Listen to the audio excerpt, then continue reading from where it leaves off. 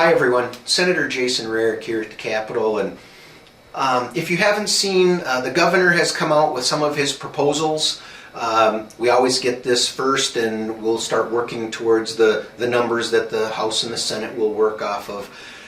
But the one thing there are two things that I want to address that I just jumped off the page from the governor's proposed budget.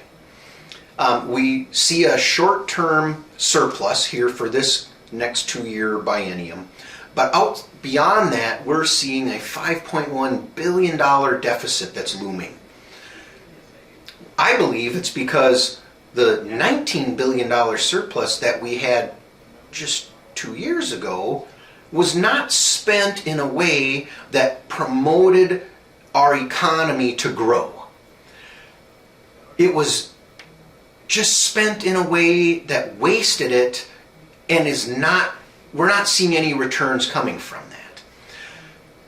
So as we try to look at how we're going to balance the budget, I see two ways that the governor has attempted to do it that just seem wrong. Number one, I'm already hearing from my counties. He is proposing in the area of our HHS departments that the counties must share more in the costs. And one of the things they brought up right away was this concept of the governor is saying they need more skin in the game so they make better decisions, as if he doesn't believe they're actually looking at things through a lens of providing the best services at the most reasonable costs. So he has to shift more costs onto them so they make better decisions. I've been here long enough to know the better decisions have always been made at the county levels rather than at the state levels. So this idea that we're going to shift and not use income taxes to pay for these services, we're going to put it on the property taxpayers. You're paying for it one way or the other. He's just shoving that mandate down onto the counties, and one of my counties reached out and they're saying the projection of the cost of this will be it's 25% of their current budget. They have no way to absorb those costs without huge tax increases locally.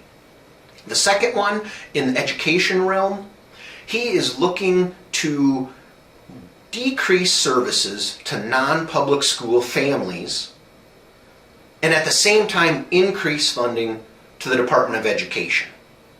When they just saw massive increases, upwards of 40% in the last biennium. These two are just the absolute wrong approaches to take in trying to balance the budget. And then when we look at his requests for bonding, I haven't dove deep into them, but I'm all for doing a bonding bill if we have it focused on needs in infrastructure. If we have fluff in there, pet projects for legislators, or areas where this is a want rather than a need, I will not be able to support those proposals.